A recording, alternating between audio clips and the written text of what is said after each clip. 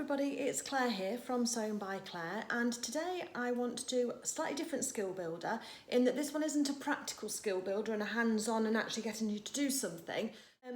This is about the technical aspects of lining in order for you to understand those terms that are used when we talk about lining a dress or not, and also to give you some extra knowledge so that if you ever wanted to make your own dress and there isn't a lining on the pattern, you'd understand some of those options to you. So hopefully you find this of interest. It's one of those sit back and listen ones, and hopefully there'll be some really good nuggets in there for you to take away with you that you'll enjoy listening to and finding out all about. So the first garment I want to talk to you about and sort of demonstrate with is this dress that I made here, which is the Cashmerette Roseclair dress. It's a beautiful wrap over dress here, although I have wrapped it over to the wrong side, so apologies for that. And then it's got a tiered skirt as well on it, which you can't quite see on the camera, but I'll pop a picture up here of a still of it so you can have a look. And I'll also pop up the pattern envelope as well so you can know what you're looking for if you like that particular style of dress. So this one is a typical dress that you might find that is labelled as for beginners or for advanced beginners. And it's got a lovely bodice on it and this lovely skirt that's very full. Now, in terms of when we look on the outside of the garment, all the edges are lovely and neatly finished, and there's nothing there that you might think, oh, that's not been done very nicely. So let me just turn this round and show you the inside, because really today is all about the inside of the dresses and the benefits you get from adding a lining to a dress. So let me just turn this dress round and we'll talk about it a little bit more. Okay, so now I've got this dress inside out and you can now have a little look at some of the details. And this one has got a bias bound neck edge.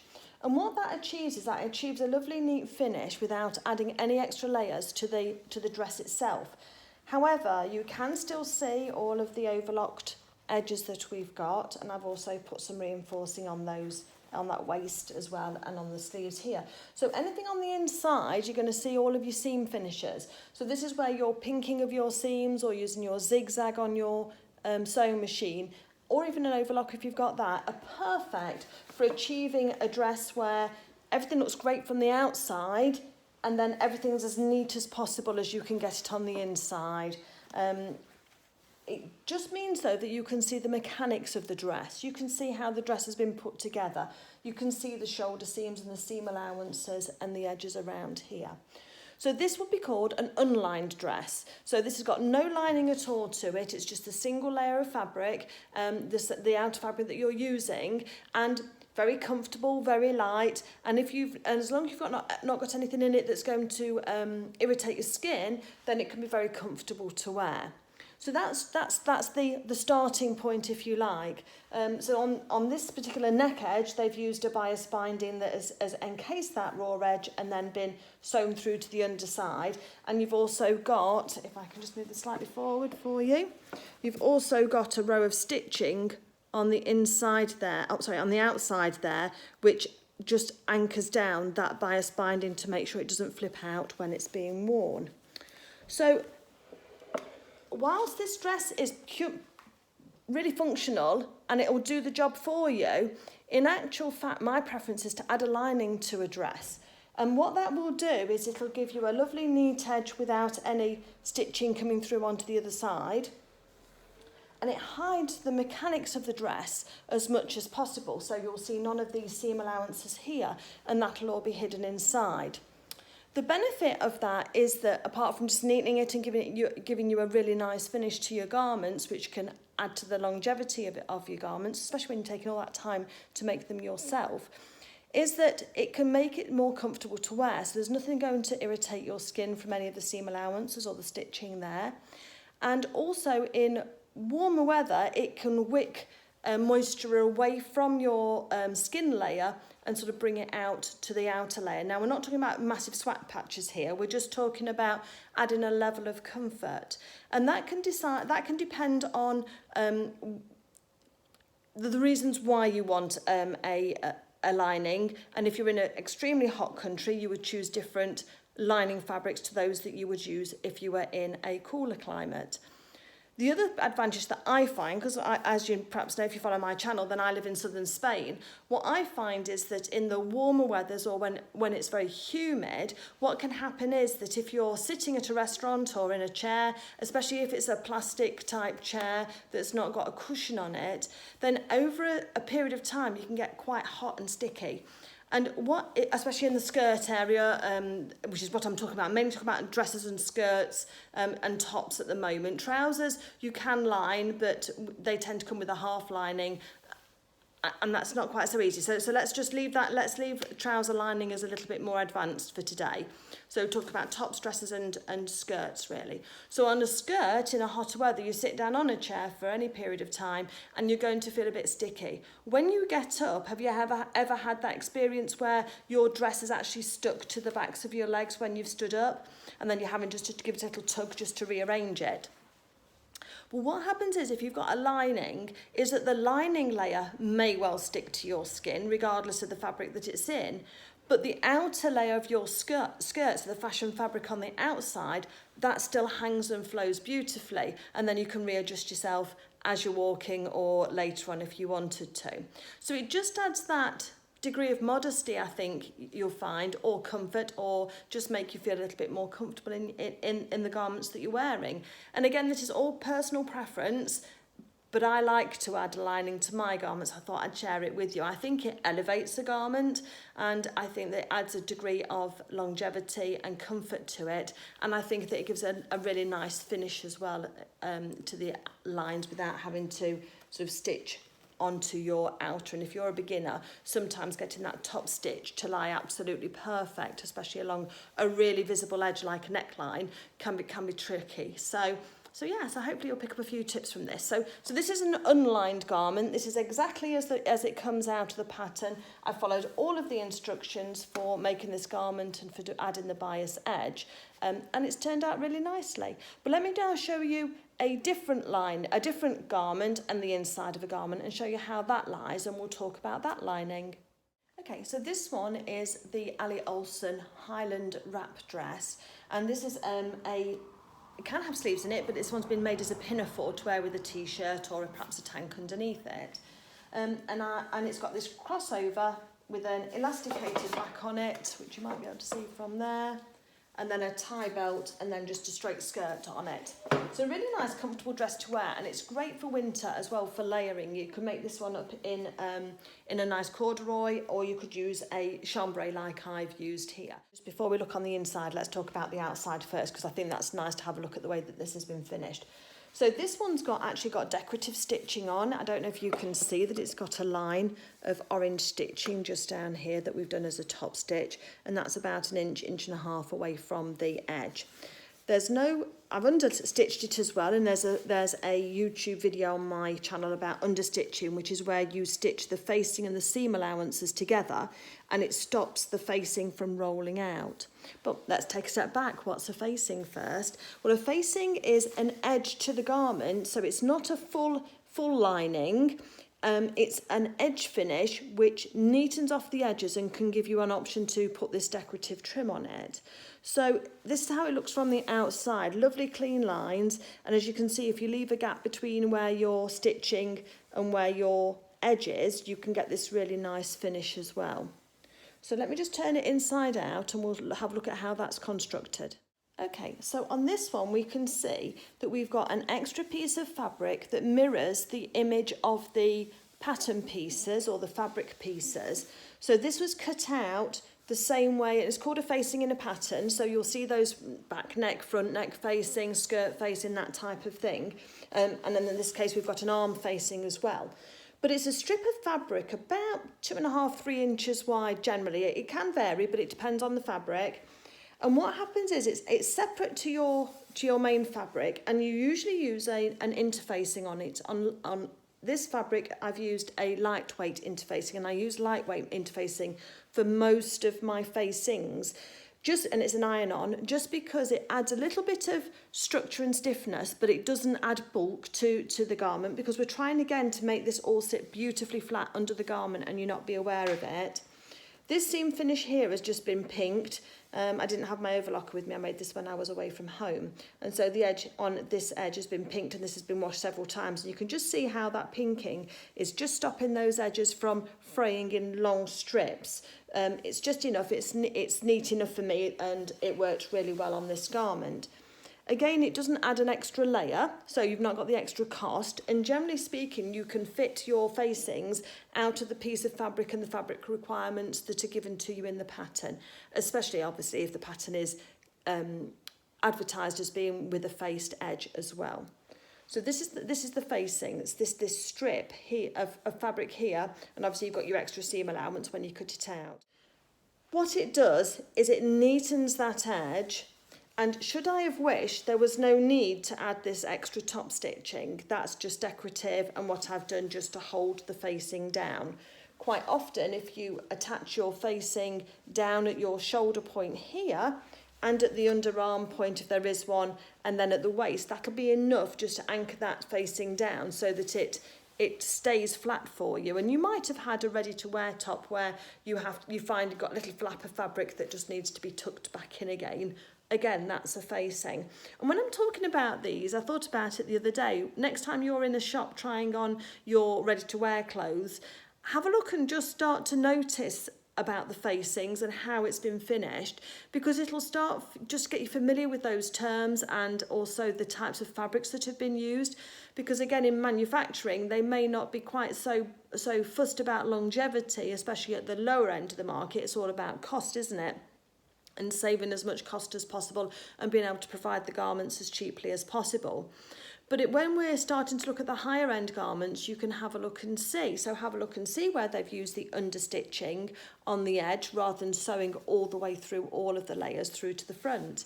And it's just amazing how you start to sort of notice these things and pick them up. So this one's a face lining, and I do like a face lining. It does work very nicely. It doesn't give you a lot of extra coverage, or if a fabric's sheer, then you might want to do a fuller lining. But if it's opaque like this chambray is, that's quite thick, you're not going to see through it at all, and you just need a nice way to neaten the edge, then this is a good option.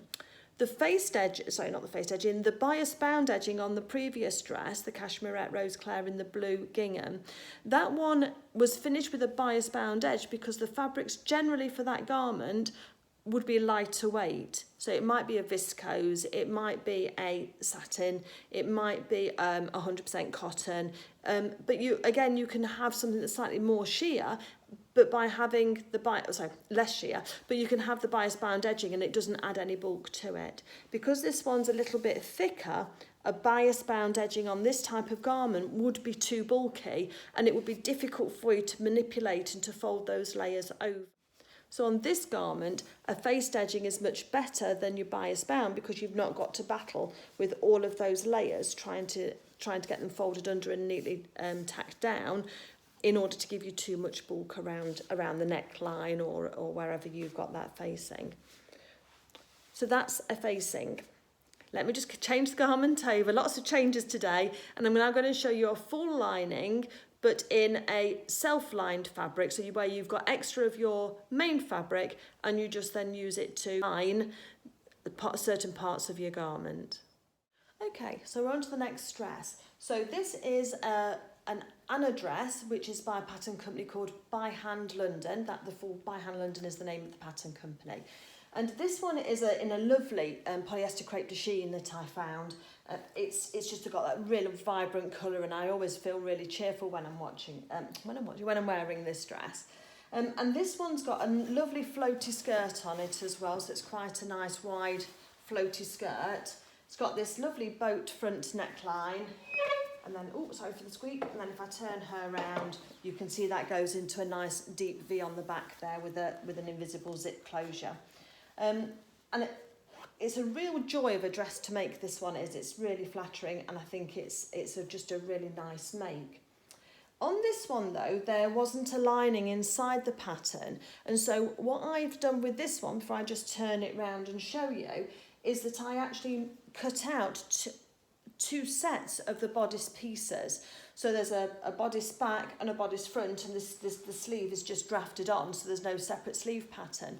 And I purchased enough fabric so that I could actually cut out that double set of fabrics, because I've self-lined this dress, and I'll explain what self-lining is and how that varies to a different lining. But for now, let me just turn this dress round, both this way and inside out, and then I can show you how this dress is actually put together. Okay, so I've turned this dress around the other side, but you might not notice much difference, and that's because I've lined it in the same fabric that I had on the outside. You might be able to just tell there's a slight difference in colour here, where the fabric is the actual inside of the garment and the inside of the fabric rather than the outside. So let me just move this a little bit closer for you, and then I can show you how I've actually achieved this. So with this dress, you're not going to really see a lot of difference in terms of the actual garment itself, because it just looks the same either way to a certain extent. So you can see that all of the shoulder seams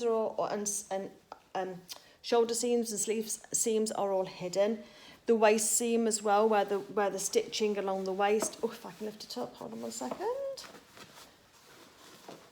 So the waist seam here, look, has all been neatened off with that where I've tucked under the lining and then just stitched it along by hand. On the inside of the skirt, I've actually used French seams in order to neaten those, and there should be, I think there's a skill builder on my channel about French seams and how to do those. And on this type of silky fabric where it can fray very easily, then I do like that, because I think by the time you've been round and overlocked around all of your seams before you then on each skirt piece, before you then go and then sew it to construct it, by the time you've done that, you might as well have done a French seam. And also, I didn't line the skirt of this dress, I've only lined the bodice. Now, this is one of those dresses that I wouldn't wear particularly when it's really, really hot weather, because when I do sit down and I get hot and sticky, it does stick to me. And so I would probably choose one of my other dresses that is fully lined for when I go out with this dress. But for those kind of days where it's a little bit fresher, then I'm quite happy to wear this, or if I'm doing some shopping where you're not really sitting down much, then again I'll wear this dress quite a lot. And so we can see here, the only difference that you can really see along here is that there's a line of black thread there just doing the understitching, where the lining and the seam allowances have been stitched together, and that prevents this lining fabric from then rolling to the outside. So that's one of the things you can see. The other thing that you can see on here, and those who've looked at my skill builders before, you will see these little bits of, if I can hold it still, these little bits of ribbon here with the pressed studs on the end. You just fold one bit back and you can see there. So these I sew onto my garment with a pressed stud on one piece of ribbon and leave one side free. I slip that underneath my bra strap, and then I clip it back down again, and that makes sure, especially with these wider necklines, that sticks to my bra strap, and then it won't then shift. My dress won't fall off my shoulders whilst I'm dancing or shopping or whatever. So it keeps your modesty and keeps everything all where it should be. But again, down the back here, we can see, if I just take you back slightly, you can see that we've got the lining. The lining has been finished off up to the zip there, and that's again all nice and neat until we get to the skirt, where you can actually see the workings of the zip, and also the zigzag edging that I just did down there just to neaten that. So this is what I would call a self-lining. It's just the exact same pattern pieces as the bodice on this case, or if I was to go into the skirt, I'd just use exactly the same dress. So you're cutting it out twice, so you need to allow for your fabric to do that. But on the inside, I don't particularly worry about pattern matching and that type of thing. So I'll be more economical with my fabric then. So on the outside, especially on here with this grid of the fabric, hopefully you've noticed we've pattern matched that as best as we can to get a really good match on the outside. But then on the inside, that's kind of happened automatically anyway. But it's an added bonus if you can do that. But in terms of when you're lining your dresses, if you're using a pattern lining, I don't personally worry too much about the lining on the inside, so long as we get the lovely neatened finish of this. So again, this is a self-lined dress, and it's got the same fabric inside and outside. Let's move on to our next garment.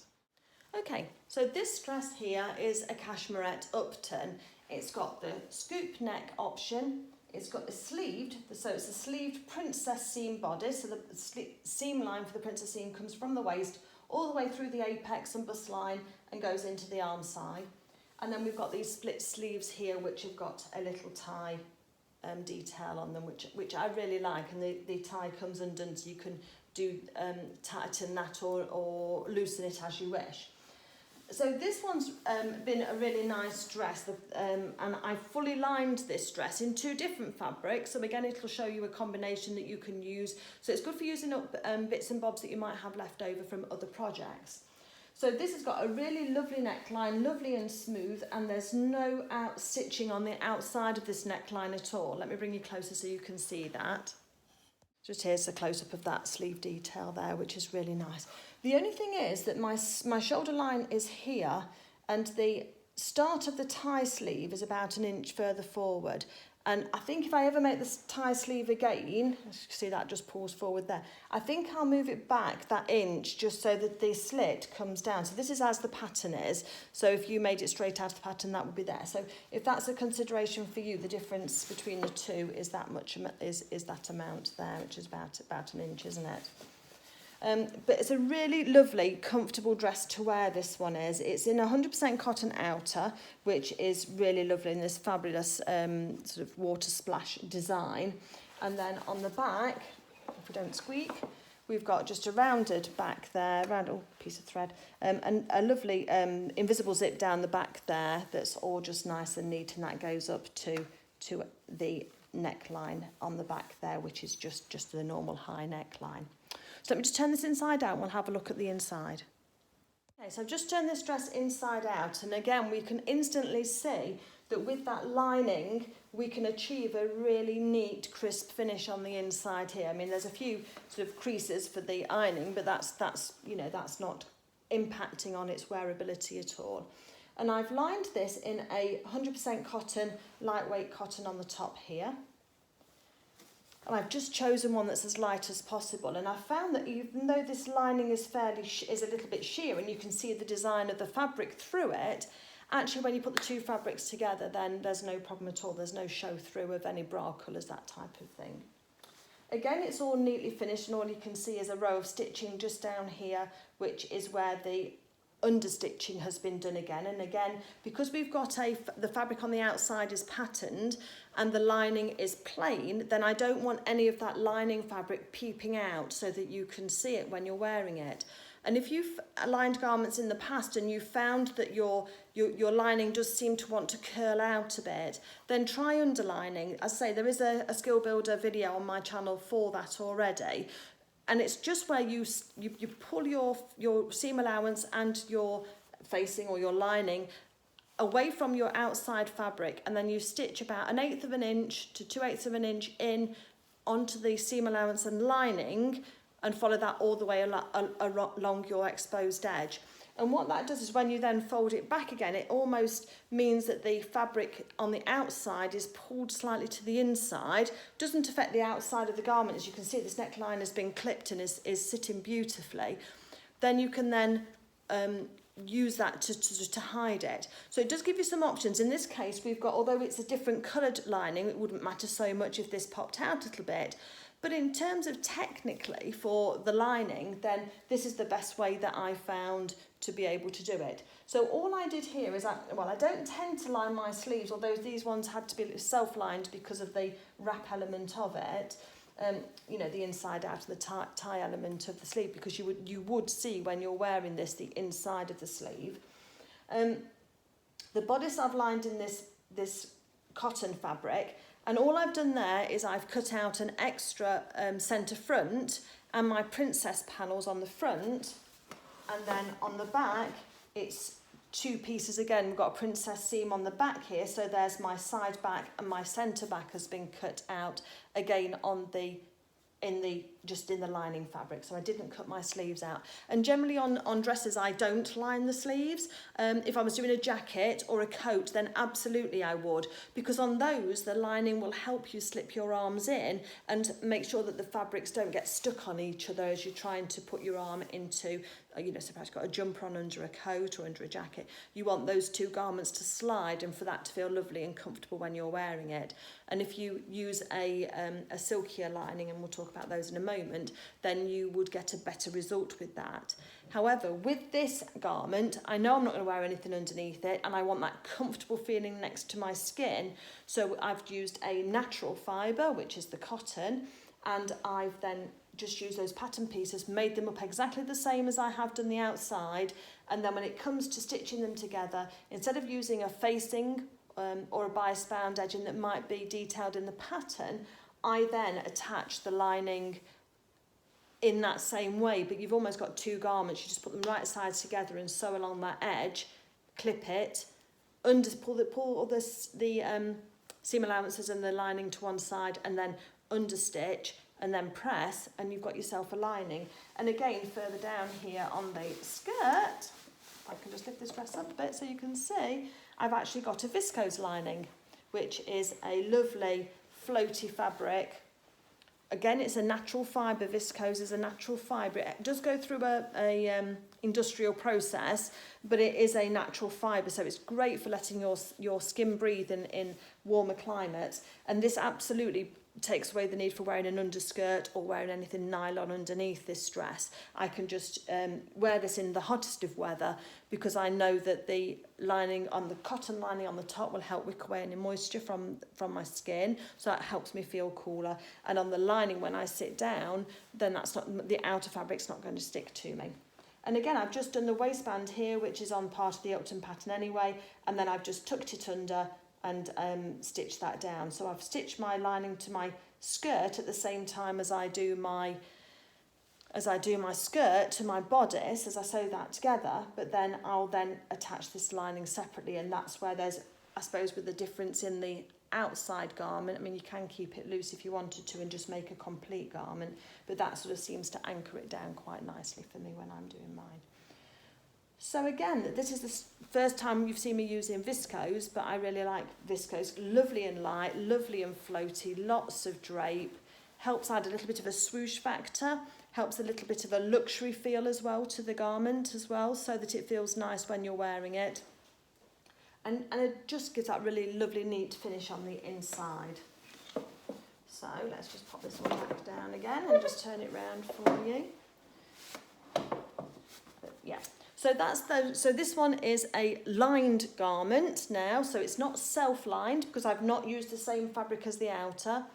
This is a lined garment, and this is where we've just mimicked the bodice pieces that we've already got. It's not a separate pattern piece. I know sometimes you get them on a dress perhaps where you've got inset pockets or you've got a lot of extra details. Sometimes you will get a simplified garment pattern pieces specifically for the lining, because sometimes you don't need all of those details. You just need something that's nice and just floats all the way down, and I've got an example of that later to show you how that will work. So let me just change garments over again, and then we'll get on to the next one. Okay, so this time we've got a different dress and a different colour. So far I hadn't realised, but they've all been blue, haven't they? On the palette of blue, but on this one we've actually got this beautiful, really strong print with these circles on it, and it's 100% cotton. I actually think this is a quilting weight cotton that I've used for garments, and I really enjoy using quilting weight cotton because you do get such a wide variety of designs that you can then choose from, and I've really enjoyed it. This one again is a Cashmerette Roseclair dress, and you can tell that by the really, really lovely big sleeves that we've got on here that give a nice little puff at the top there and got the cuff. I also added some little beads to the tie belt here, and I've used this one on a straight skirt, so this is no tiers on it at all, so it's just a straight A-line skirt, which again has been really, really lovely and comfortable to wear. Let me bring you closer so you can have a look at the way that the neckline's finished. Okay, so this one has again got a lovely neat finish here. There's no stitching on the outside of this, and I think that gives a really lovely professional finish.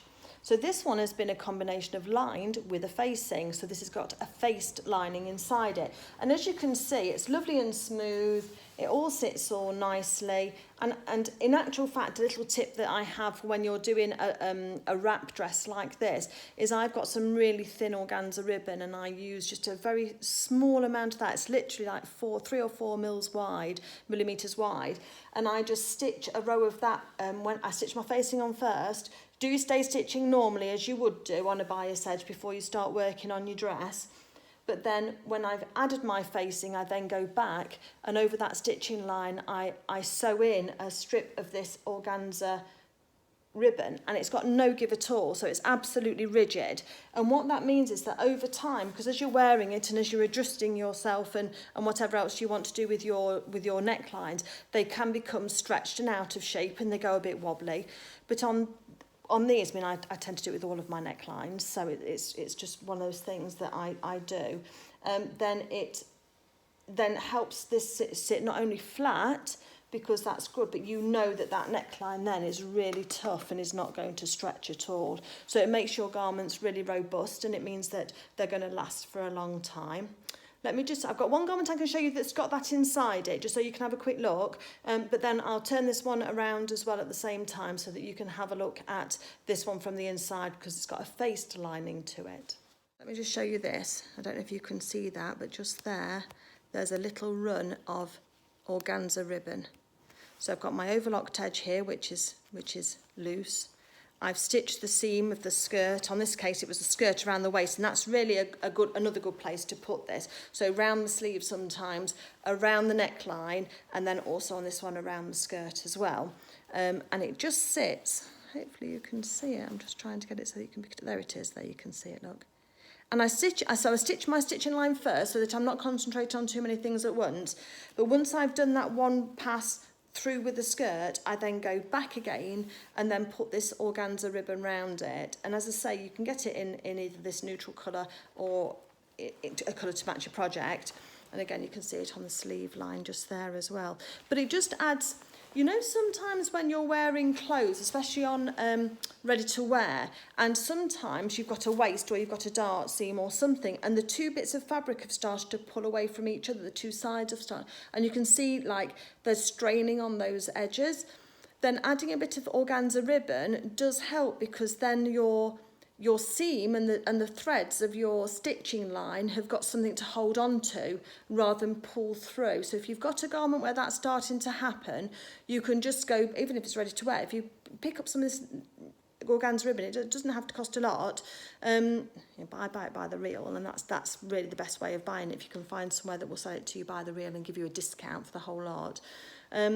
But then once you've got it will, and stitch it along your line, your seam that's starting to stretch out, and it just gives something to tension against so that the stitches can stay intact, and it then doesn't spoil your fabric so much. But that's a really useful tip. So I do that on the inside of my necklines. This one's sitting a bit loose at the moment, but I do that along my necklines, and it does help keep the shape and just help keep them nice and flat, as you can see on here. So let me just turn this one round. Okay, so let's have a look at this garment now that it's inside out, and you can see that I hadn't got it is a coordinating colour fabric for the lining, but I hadn't got the exact same colour for the lining, and I'd got this green in my stash already. So I've combined two techniques, adding a lining and also then adding a facing. So this is a faced lining that I've put on here. So you can see that the fabric here is the same as the outside, because having this green, if that were to be seen too much from the outside and had poked out, I felt was too much. So I've used the same lining here to make a facing pattern. And then I've added a lining then to that faced pattern. And I'm doing this on a garment I'm making at the moment, which I'll show you at the end of this video. So I'm going to show you, not on this video because it'll make it too long, but there's going to be another skill builder on how to make a faced lining. And I'll also do one, because I'll be making a facing at the same time. I can show you how to make a facing when there's not one on your pattern already.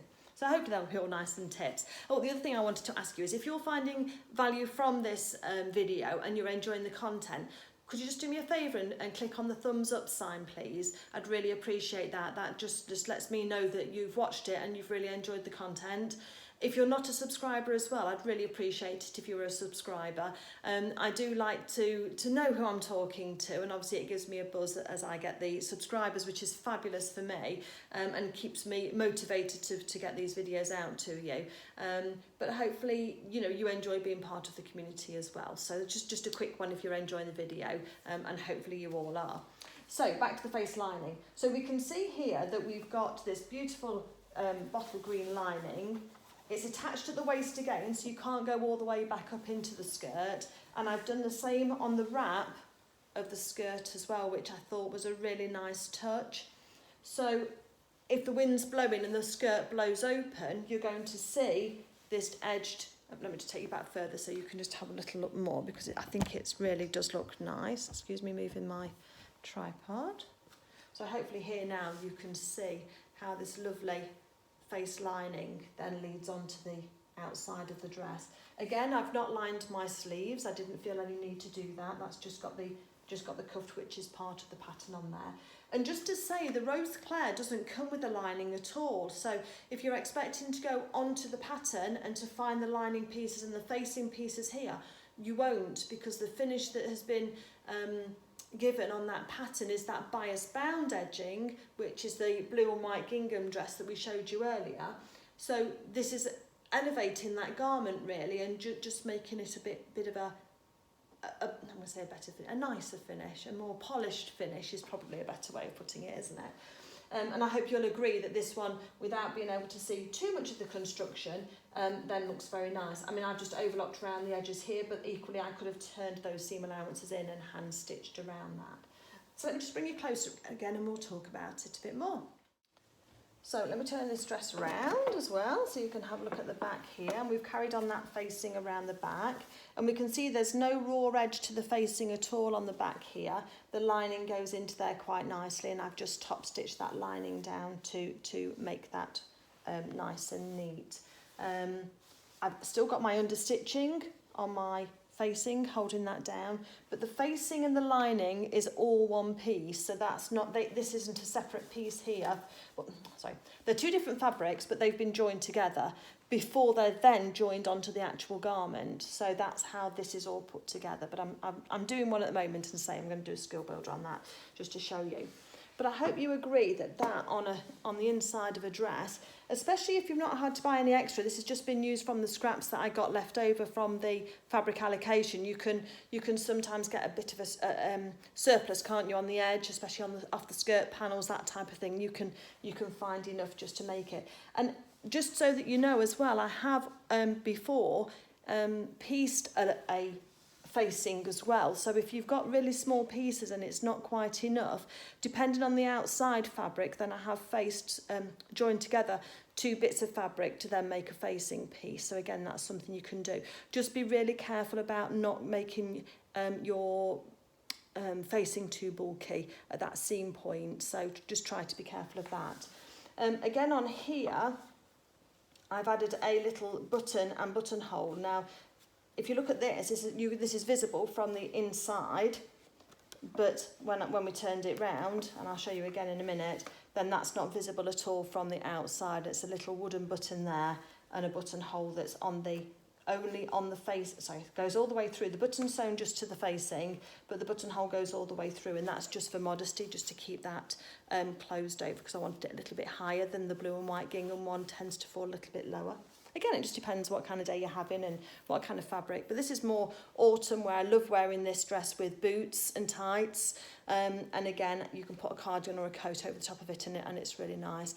And again, the colours tend to lend itself to that. But also, it is nice for a spring day as well. So, you know, you can wear this all year through if you wanted to. But just the colours, I think, just remind me of autumn a little bit. So I just turn that round again so you can see that button closure again, because that's quite a useful tip. Okay, so just turn this dress back round again, and you can see that crossover on that neckline is really beautiful and smooth. But then if I just undo this here, you can see I've got a little button. Hopefully you can see that just there on this side, that is sewn only on the facing inside the garment. And then on the other side, through the lining and for the facing and the outer, I've got a buttonhole. And when I put the button through the buttonhole, it goes through to the inside, and it's instead of having a hook and eye or a press stud really, because press studs can come undone, can't they? And I just find that sits really nicely under there and really almost invisible. I think it's a tip from Cashmerette on the Vernon or the Harrison shirt, I think, to prevent any gapage just between your breasts and the bust line when you're wearing a shirt, because sometimes that can be an issue, can't it, if it's close fitting. But on here I've just had a little practice with it and it's worked really well, so I think I'll do that. Obviously the narrower, the flatter the button the better, because then you're not going to see it, and also I used one that was going to contrast in nicely, and I think it contrasts in very nicely because you probably can't see it, but I know that it's there. So again, that's a lovely neckline on there, and you can see from combining that facing and the lining you get all of the luxury feel of the viscose lining. Is it viscose, that one, or that one might actually be a polyester lining, and the polyester lining on that one, but you've got the neatness of the band, so there's no chance at all that you're going to see any of a contrast colour fabric come through on this edge here, because it's exactly the same as the outer. So we can see with my hand underneath, you can see that there's no show through from there. And again, on the skirt, if I just undo this bit here so I can lift this up for you, the skirt on the outside is finished beautifully, no top stitching on there at all, but then as we turn it inside, and if that were to blow open in the wind, then you see this beautiful dark green lining, but again, you've got that facing first, so it just really just gives it that extra pizzazz, I think, anyway. That's what I enjoy doing. I think if you're going to take all this time to make the garments, and I probably wouldn't do a full face lining on a toile or on a wearable toile. I'd probably just use a facing for that, just because you're checking fit, and then if you wanted to wear that, it might not be your most favourite fabric. But certainly if you've tried and tested that pattern and it fits really nicely on you, then I would suggest look at adding a lining or a face lining to your garments, because as I say, it really makes them feel really lovely when they're on, and it just elevates it again, as I said. So I've got two more things to show you, so hopefully you're enjoying this. And two more things, and then we're finished, and then that's the skill builder. So it is longer than the ordinary ones, but there's just such a lot I wanted to cover that I hoped you would find of interest. So let me get the next garment and we'll talk about that one. Okay, so now this garment is a black jacket that I made. It's actually from a non-commercial pattern. It's from a lady called Tanya Burdina, who runs Sewing Classes Derby, and that's where I used to live when I was in the UK. And I went to sewing classes with Tanya, and Tanya is an absolutely master at pattern drafting. So she took my measurements and then she was able to draft a pattern for me. And if you can find somebody who can do that for you, it's amazing. It does take out some of the fit issues that you might have otherwise, but again, it's just finding the pattern companies that you like to work with. I particularly like Cashmerette patterns. I have got a curvier shape, and they fit me better, and also I don't have to make so many alterations to them. So that's why I do feature quite a few Cashmerette patterns in my makes. But this one anyway, going back to this one, so this is a princess seam jacket. The princess seam comes from the shoulder all the way through the apex and all the way down through to the hem, and then it's got these lovely sleeves with the vented cuff on the end there, which I've put these little velour buttons on. But again, this one has a lining inside it, but as it's black, it's difficult to see. So I'll bring you forward and then you can have another look at this. But just for now, I just thought I'd show you this jacket, because it's lovely. It's got shoulder darts on it, because I do have slightly rounded back with hunching at the sewing machine quite a lot, and then a centre back seam, which again adds a lot of shaping and detail. But yeah, I really, really love this jacket. It's in a black triple crepe, this one is, so it's got a nice weight to it. Sleeves are lined on this one, but it's got a lovely weight to it, so it feels really nice. And yeah, it's just a fabulous wardrobe staple, isn't it? Let me bring you a bit closer and then we'll talk about the lining. Okay, so black on black can be a little bit tricky to see, but hopefully you'll be able to see this. Maybe if I turn it that way, you'll be able to see it slightly better. That's better, isn't it? Okay, so on this garment here, we've used a front panel again. It doesn't exactly, well, it does match the up to the first princess seam, but then the second, the side body here, side bodice piece here, has been done in this lovely polyester paisley pattern lining that you can see, which is silky. And the function of that is exactly the same as what I said earlier. It's so that when you put your arms into a jacket, if I was wearing, say, this fabric and I tried to put my arms into a jacket that was made from the triple crepe, then there would be some friction against that and it wouldn't be quite so easy to get my coat on, and that would make the coat feel a bit tighter and a bit less comfortable. So again, if you've got garments at home that haven't got a silky lining to them, especially if it's an outer garment like a jacket or a coat, that type of thing, then you might well find that you may choose when you're buying it, it's ready to wear, whether you want to buy it or not, because you might find that you never quite move quite nicely in it. It's up to you. The choices are yours. But this has got this lining here. It's the same fabric as the outer here, so that if there is any blow open in the wind, the first thing that you're going to see is the same fabric as the outer fabric, and that has been interfaced with a I think it was a nylon woven interfacing that was cut on the bias, and that way that then kept the fluidity of the fabric without it then getting really stiff, but gave it the structure that we needed to be able to work with, because crepe fabric can be a little bit jelly-like, a little bit tricky, slippery, and it moves quite a bit while you're trying to cut it out. So that was the advice to do there by Tanya, as I said, at Sewing Classes Derby. And on the back here, we can see we've got just fully lined in the paisley. I'll get the light right for you. And you can see at the back of the neck here, we have got a back neck facing. We didn't need one on the front because we went straight onto the facing, from the facing onto the lining. And on here, we've got the back facing, but on here, I've added just a little bias strip. Oh, let me just move this forward for you so you can see. So hopefully you can see here that underneath there, I've edged this facing piece first with a bit of bias cut lining fabric, which has then been stitched down separately onto the facing piece. And then when I've stitched that down, I've just done a very, very fine stitch, top stitch, just onto the edge of the bias binding there, and that's just attached it onto the lining. Once you've done that, you can then cut away the lining section that's under here, or you can leave it intact, it's up to you. But that gives a really nice finish, and sometimes on some garments you see that that's been done, that little bias edge has been done in a different colour fabric, and that's a really nice finish too as well. It just adds a pop of pizzazz and a little bit of difference in colour. But on this one, I just wanted the nice, neat all black, so that's what we've got there. Got a little pleat in the back of the neckline there, which is deliberate, and that's just to add a little bit of room for manoeuvre. But again, on here, lined the sleeves, and they've been caught down to the fabric on the inside of the sleeves so they can't twist. But again, just lined all the way through, and just the extra has been tucked up and then stitched down. So that's that fabric. One more to show you, and then we're done. Okay, so this is another Cashmerette Upton dress that I'm making in this really, really loud print. It's a royal blue, or almost a purpley royal blue, and then it's got this absolutely shocking magenta in it as well, and then black. And as you can see, this hasn't been finished yet on the neckline. That's just the loose raw edge there that I've not finished off as yet. And the sleeves are still pinned up. So this is a dress in construction at the moment. So let me just turn this one round for you, and then we'll talk about that, because what I've actually got is I have got separately my bodice lining, and I think this will demonstrate why I wanted to use a face lining with this dress rather than just fully lining it. And I've also got my facing piece tucked under my arm to show you as well. So let's just turn this dress round for now, and then we'll talk about the lining for it. Okay, so this is the inside of the dress as we could see it. I haven't finished off these edges because I know that I'm going to fully line this dress.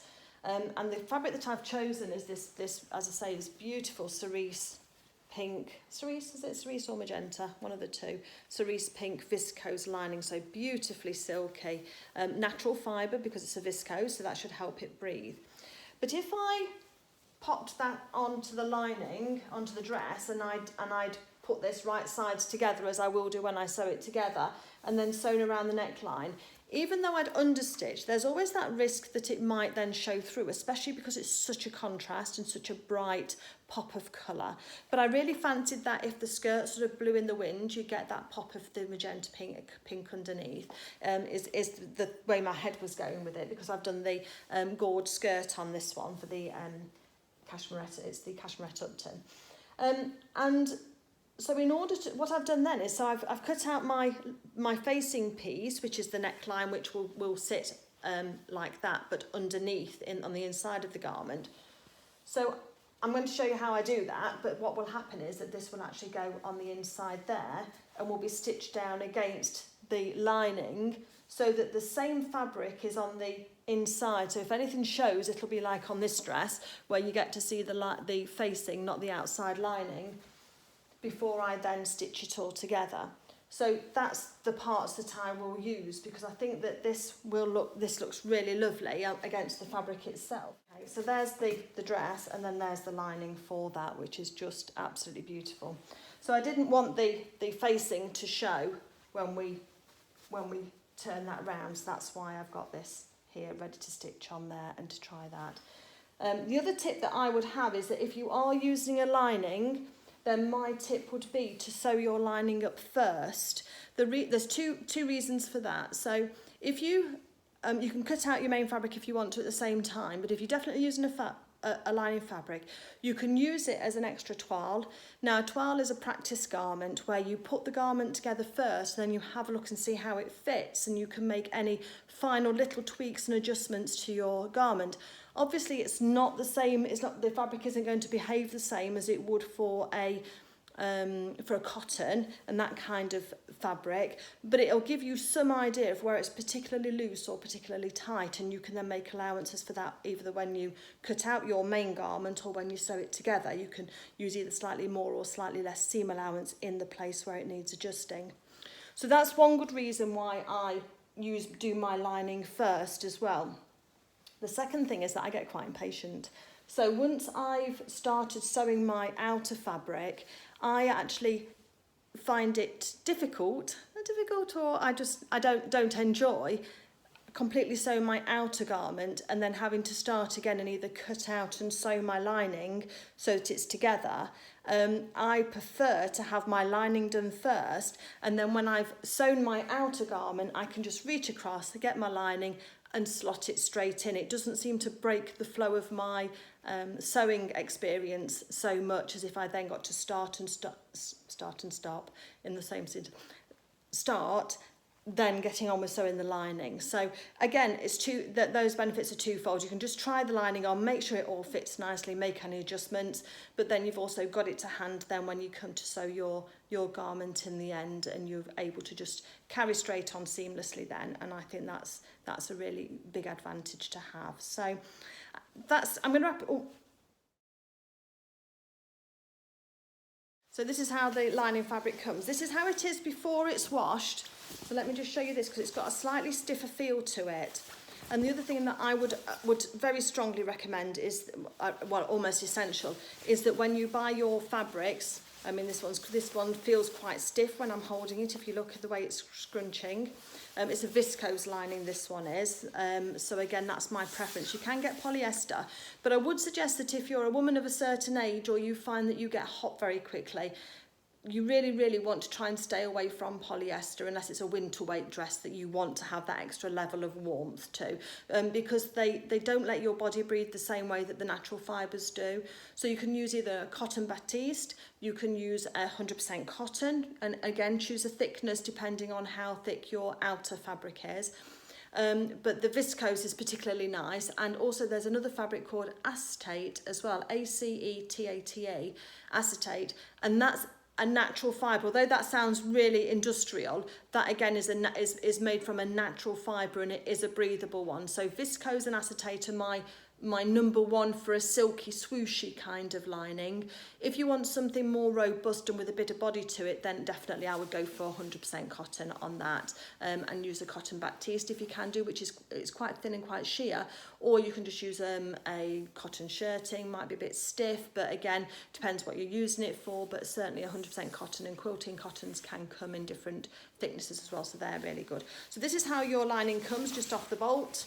This one I purchased this morning from my local town in San Pedro.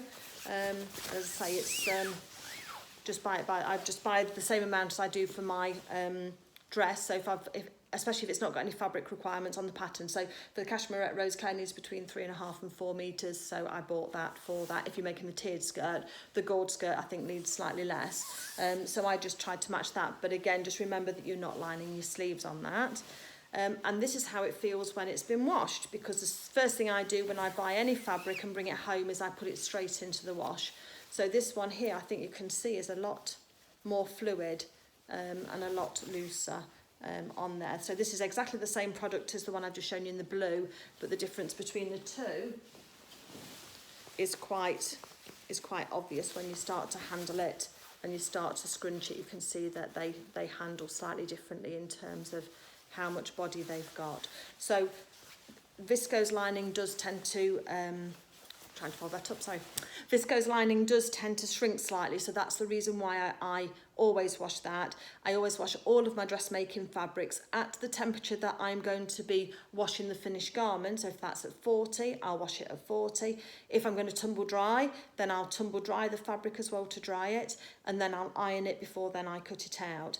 If I'm going to line dry and then iron, and I always use a steam iron as well. So again, you're getting all of that shrinkage out before you go to sew with your garments, because you want it to not be spoilt really, or not start to shrink up and gather up for you once you start to launder your garments after you've worn them. And again, it'll just help it just the longevity of the outside of the garment as well. So I am going to wrap up now. I know I talked a lot about that. Maybe I'll edit some of it out when I come to look back at it, but it's just trying to get across to you the different ways to add a lining, and that if your pattern doesn't say to use a lining, you can do anyway. You know, it's going to be skill builders that I show you how to do.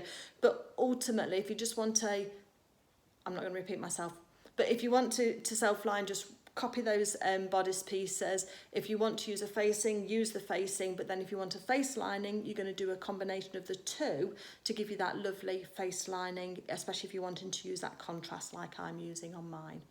And if you use a contrast lining, you have to get used to changing your thread regularly as well, because you'll be switching between the two. So I'm using a black thread for sewing the outer of this fabric, but then I'm switching to a cerise pink for stitching the lining. So you do find that you're going backwards and forwards, which is essential if you want to get the right result. So if you are choosing a lining and you as a coordinating one, you can sometimes use the same thread. So it's just things that you just need to bear in mind when you're sewing. Anyway, that's enough from me. I hope everything's okay with you. I hope you've enjoyed this. If you have, please give it a thumbs up. If you're not a subscriber, please consider subscribing to my channel, and I'll be back in the future to show you how to do a face lining. Thank you, everybody. Happy stitching.